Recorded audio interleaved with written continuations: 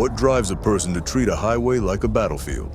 Across the world, ordinary streets have turned into arenas of chaos, where arrogance meets horsepower and fate catches up at 150 miles an hour. From Moscow's neon avenues to the back roads of Arkansas, these aren't just police chases. They're lessons written in tire smoke and broken glass. Because when the roar of an engine drowns out reason, even the most beautiful machine can become a weapon and its driver, a ticking bomb. Number 1. The Joyride of Darren Johns. In the early summer heat of New South Wales, a quiet suburban morning shattered into chaos. Darren Johns, a 49-year-old man with nothing to lose, had already spent his day dodging police, jumping fences, breaking into homes, and running like a man haunted by his own reflection. But fate handed him something far more dangerous than freedom: the keys to an Audi R8.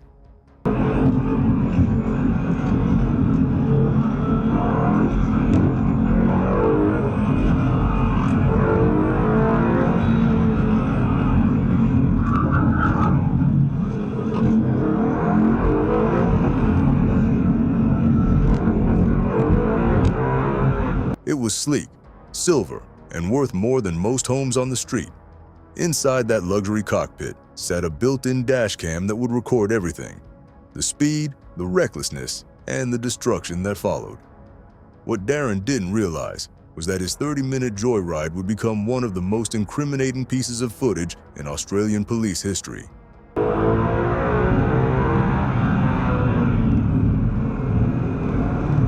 He started the car, the engine snarling to life, echoing through the narrow streets like a declaration of war. Within minutes, he was tearing through intersections, blowing past stop signs, and sliding across lanes like a man chasing chaos itself. Sirens wailed somewhere in the distance, but he didn't care.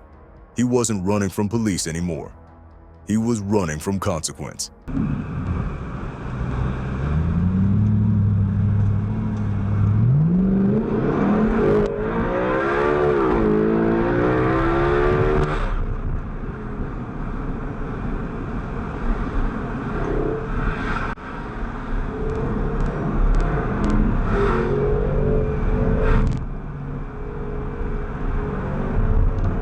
The Audi R8 wasn't built for criminals. It was built for precision. But under Darren's unskilled hands, it screamed in protest. Tires shredded, suspension cracked, and gears ground like teeth. He slammed through tight corners, nearly clipping pedestrians, leaving a trail of burnt rubber and disbelief.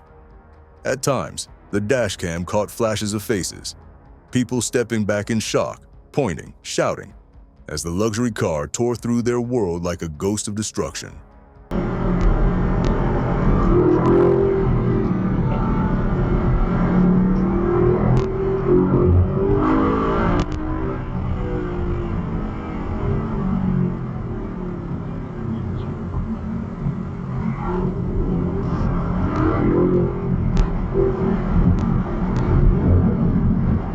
The longer he drove, the more unhinged it became. He drifted into parking lots, revved the engine at random passers-by, and laughed at his own reflection in the rearview mirror. Somewhere in his mind, he believed he was invincible. That illusion broke only when the Audi itself began falling apart beneath him. Smoke bled from the brakes, a rear tire wobbled loose, the frame groaning from the punishment. Still, he pressed the accelerator.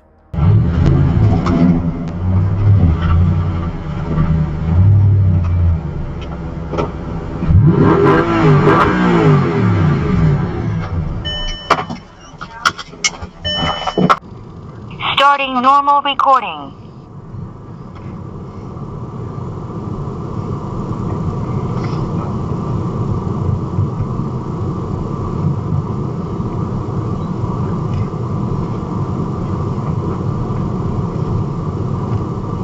They've already shut everything down by looking at that. No way, mate. I've got control of everything. Right?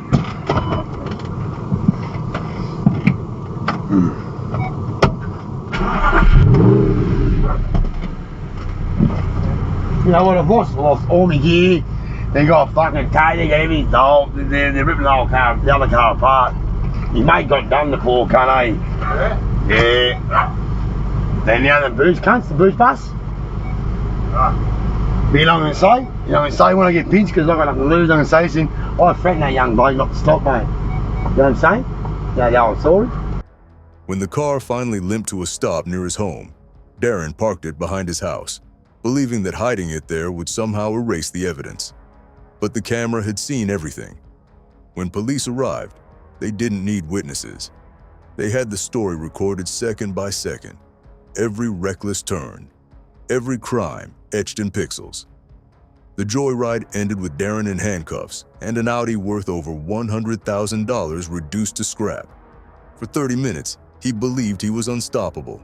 The footage proved he was anything but. Case number 2, the vanishing Corvette. On a cold December night along I-540 near the Oklahoma border, Arkansas State Trooper Caleb Peavehouse waited on the shoulder of the highway, headlights cutting through the dark. The road was quiet until the silence split open with a roar. A black Chevrolet Corvette streaked past like a bullet, its taillights glowing red for only a second before disappearing into the horizon. The radar lit up, 100 miles per hour. But that was only the beginning.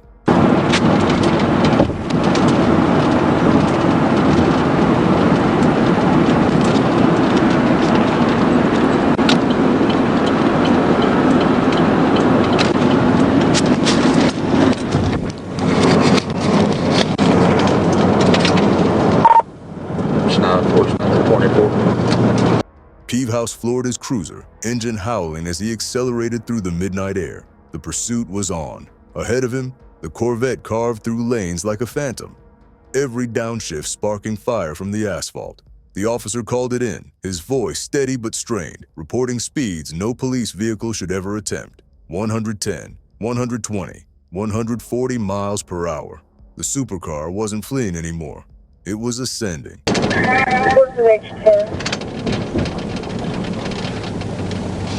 Good. I'm at the Circle K here on C71. Give me the 21 when you get the train.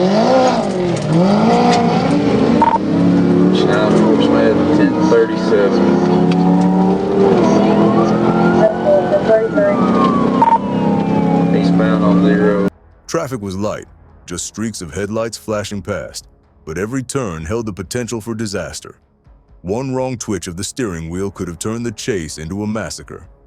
The Corvette's driver wasn't just fast, he was precise, calculating, daring the officer to match him. For minutes that felt like hours, the two vehicles danced on the razor's edge of catastrophe. Then, as they crested a hill, the Corvette vanished. Not slowed, not stopped. Gone. The trooper's headlights cut across the empty road, the sound of his own tires filling the void. Somewhere ahead, the driver had either turned off unseen or disappeared into the black distance. A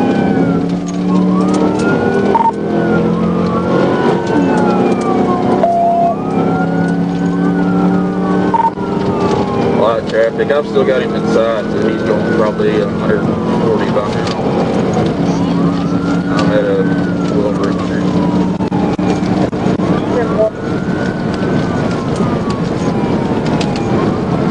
I'm coming. I'm about to take 0.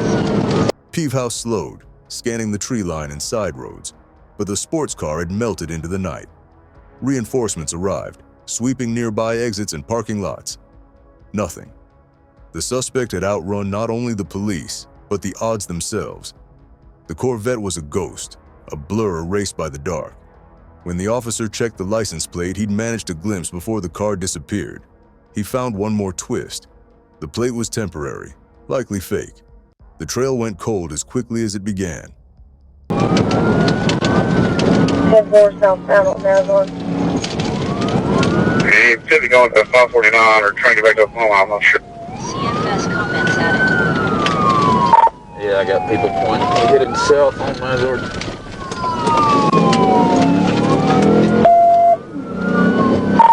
If I can get a unit up to 549, we might cut him off.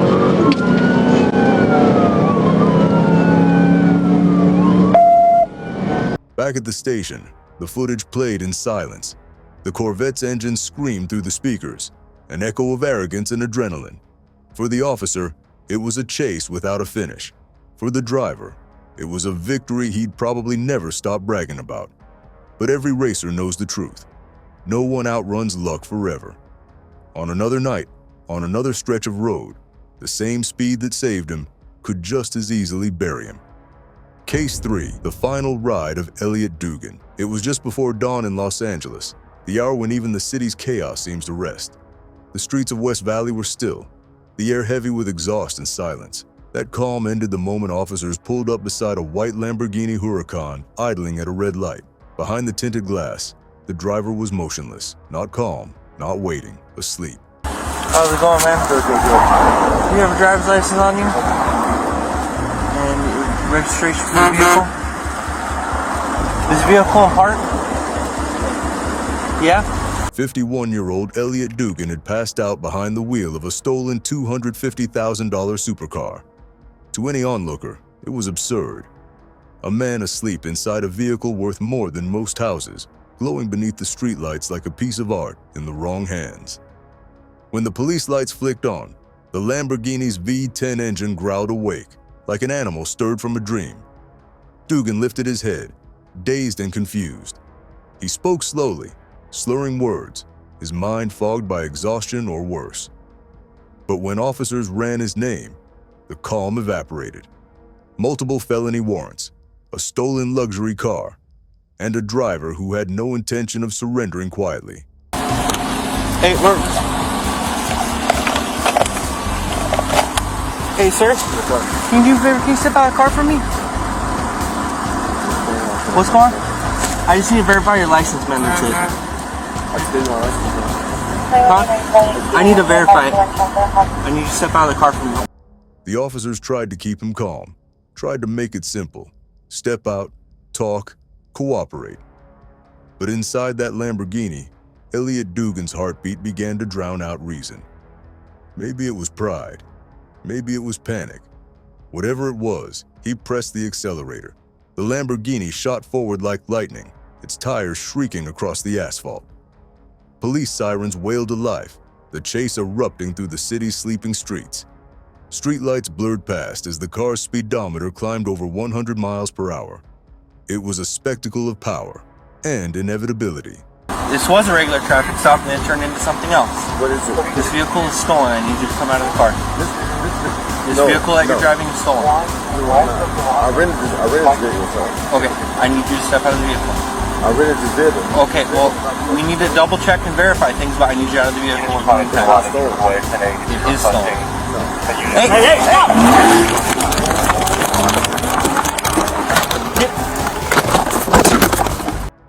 For several miles, Dugan fought the steering wheel, weaving between lanes, the rear tires slipping against the road's uneven surface. Every second brought him closer to losing control. And then, it happened.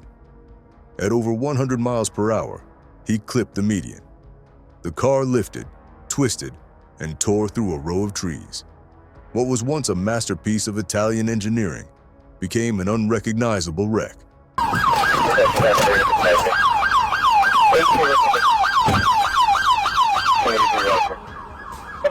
Let me have the frequency. Vehicle is TC, major TC damage. Let me get an RA starting to roll. I need traffic shut down or westbound traffic on Sherman Way. The impact was so violent that Dugan's body was thrown several hundred feet from the crash site. By the time officers reached him, there was nothing left to save. The stolen Lamborghini was reduced to scrap metal, and its driver's final joyride ended in silence. The tragedy was cruelly poetic. A man who sought thrill, freedom, and escape, dying inside the very machine he stole to feel alive. Case 4, the Moscow Nissan that wouldn't stop. Moscow, August 2013. The traffic was thick, and the skyline a mix of cold glass and Soviet concrete. Amid that gray monotony, a flash of green tore through the lanes. A mint-colored Nissan GT-R, engine screaming, refusing to yield. The city's police spotted it weaving through cars like a bullet ricocheting down a steel corridor. They hit their sirens, expecting the driver to slow. He didn't. Instead, he doubled down.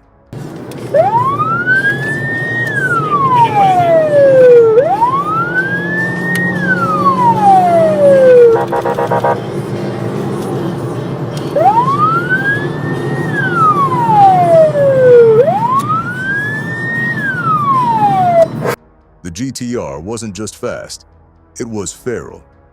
The twin-turbo engine roared as the car sliced between commuters, mirrors grazing bumpers, tires leaving faint trails of smoke. The pursuing officer's dashboard light glared against the wet pavement, but the green blur ahead never faltered. Each red light was a dare, each turn an insult. Moscow's orderly traffic disintegrated into panic as the chase charged through the city's heart. 327, 327, делаем остановочку вправо делаем, 327, на обочину останавливаемся, 327, на обочину останавливаемся, аккуратненько, делаем остановочку вправо. In the passenger seat of the patrol car, another officer recorded the pursuit on a phone. Russia's police lacked dashcams then, but they didn't need one to capture the madness. The recording showed the GTR bursting forward again and again, its tail end fishtailing under raw power. Through tinted windows, the driver appeared calm, detached, almost rehearsed.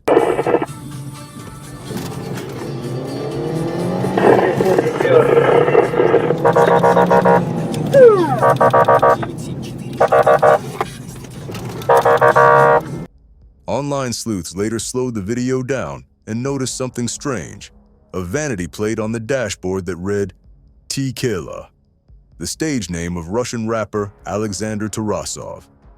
Fans speculated it was no coincidence, that the whole chase was staged, a stunt for attention, maybe even a music video gone rogue.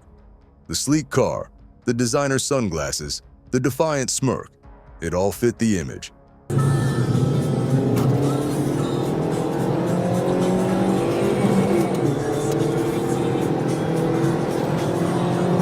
But even publicity has its limits.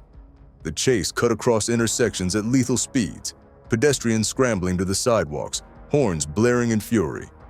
For 8 chaotic minutes, the city became a racetrack.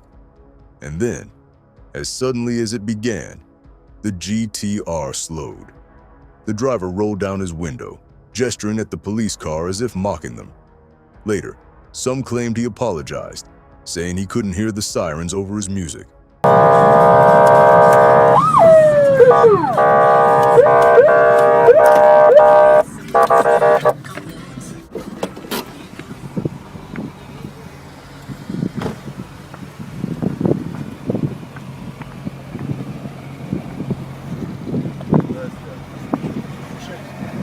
Я не слышал, музыка играла.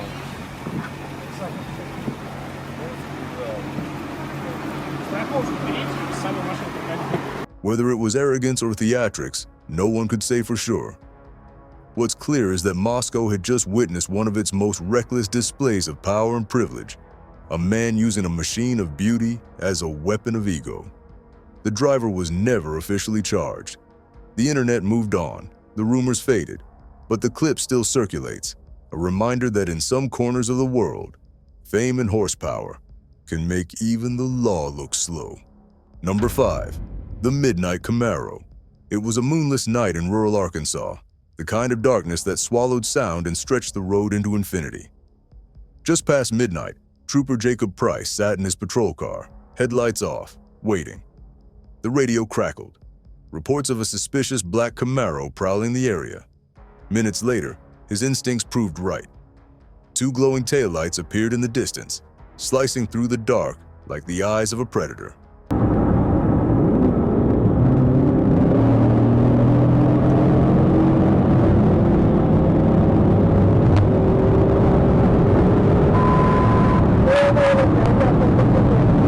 Price pulled onto the road, following quietly at first. The Camaro drifted between lanes, its driver erratic, daring. When the trooper hit his lights, the response came instantly. The Camaro surged forward. The chase had begun. Both engines screamed into the night. The Camaro was fast, too fast. At 130 miles per hour, the black muscle car devoured the road ahead, its engine roaring like thunder trapped inside metal. Trooper Price's cruiser strained to keep up, the speedometer edging toward its limits. For a moment, the only sound on the highway was the wail of pursuit, siren against horsepower, order against chaos.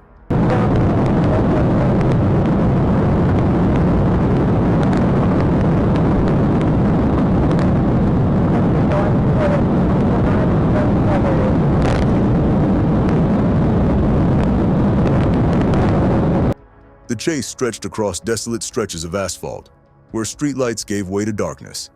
The suspect used the open space like a weapon, weaving across lanes, pushing his luck at every bend. But every gambler runs out of time.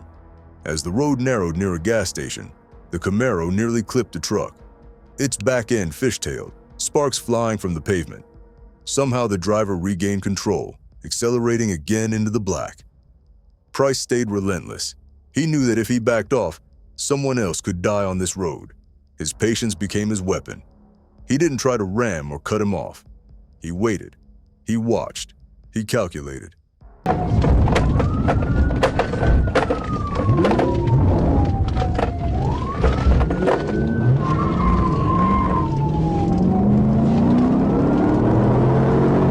Then finally, the Camaro faltered.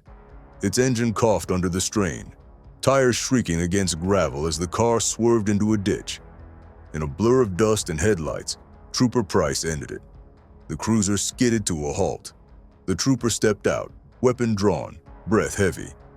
The suspect raised his hands, trembling, surrounded by the roar of his own engine slowly dying.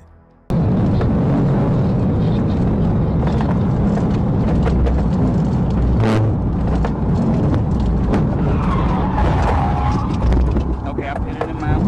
He's in the ditch.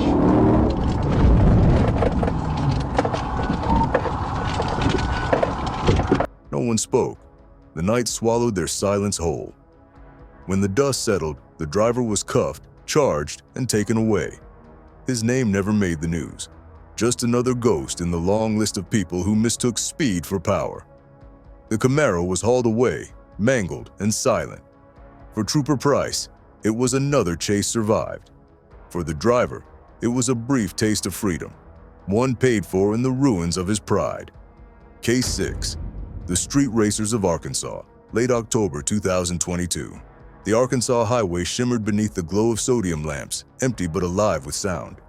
The air carried the low growl of 3 engines, 2 Dodge Challenger SRTs and a Mustang GT, lining up side by side.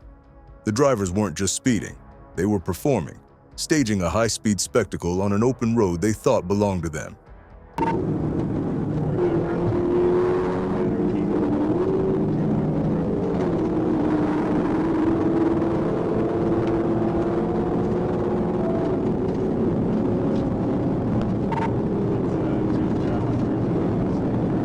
Miles behind, Trooper Nathan Williams spotted them. His radar flashed 120 miles per hour. 3 shadows weaving through the night like comets. He knew he couldn't stop them all, but one was enough. He flicked on his headlights and began to follow, quiet and patient, letting their arrogance pull them deeper into the trap.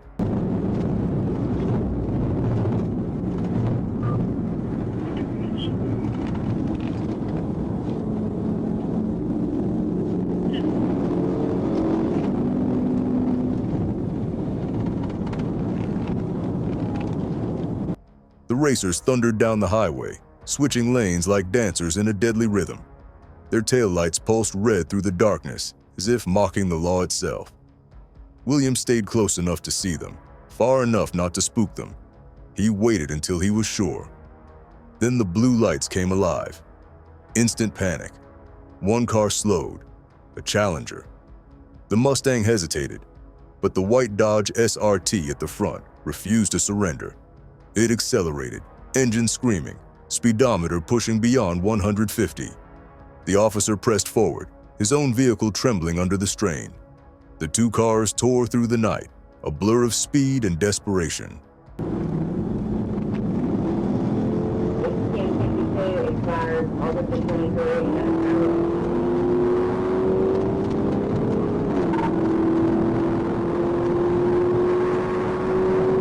Williams's body camera later captured the chase, the shaking frame, the blur of headlights, the endless roar of pursuit.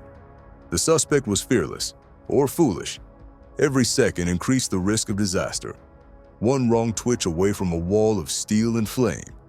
But speed, like arrogance, burns out fast. The suspect exited the highway, veering off onto a side road that snaked between apartment complexes.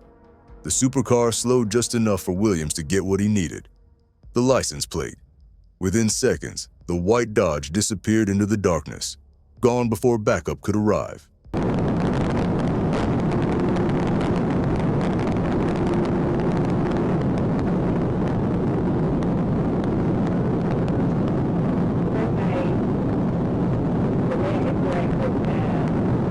For now. Hours later, that plate led officers to a nearby complex. The car sat parked, still warm. Its owner wasn't behind the wheel this time, but inside, silent, knowing what awaited him. The vehicle was impounded, and the investigation began. The joyride was over. Arkansas law calls street racing a Class A misdemeanor, a small phrase for a massive crime. This hit 150 a lot faster than mine, so he created a big gap on me. And then when he took the Maumelle exit, he about killed himself. My supervisor's like, hey, you scanning? Well, I saw y'all go by. I was sitting at McDonald's. A year in jail, thousands in fines, and a permanent mark on the record. But for these racers, punishment came the moment they realized their greatest victory. Speed was also their biggest betrayal. On that long stretch of Arkansas highway, 3 engines became 3 warnings. No one outruns consequences forever.